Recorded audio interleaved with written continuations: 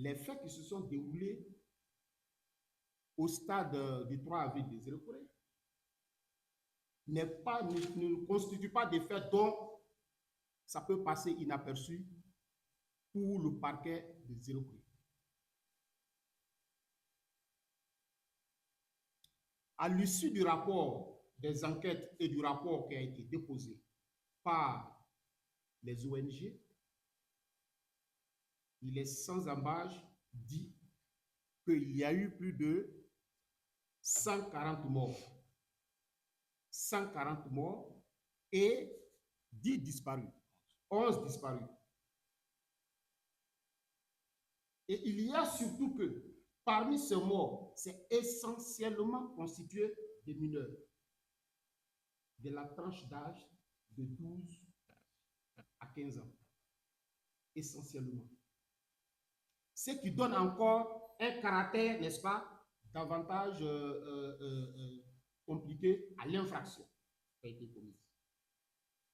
Alors, si je reviens sur la question de la saisine du paquet des Zéro-Corée et du refus de donner suite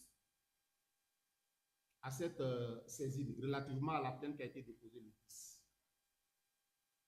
Il s'agit de quoi? Qu'est-ce que c'est que la notion de suite que doit donner le parquet?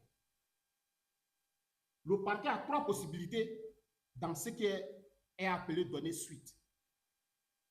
Lorsque le parquet est saisi d'une plainte directement par une autre personne, il peut soit classer sans suite.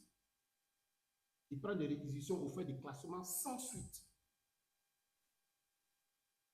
Ce plaignant dont la plainte a été classée sans suite a la possibilité d'intenter l'action directe en saisissant soit en faisant une citation directe, là il s'agit le président qui oriente la procédure devant un juge, ou il saisit le juge d'instruction pour que la procédure soit déclenchée.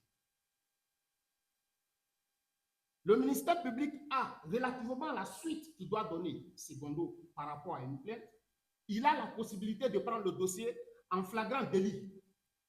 Lorsque les faits qui ont été commis sont tels qu'il y a eu de la clameur publique, sont tels que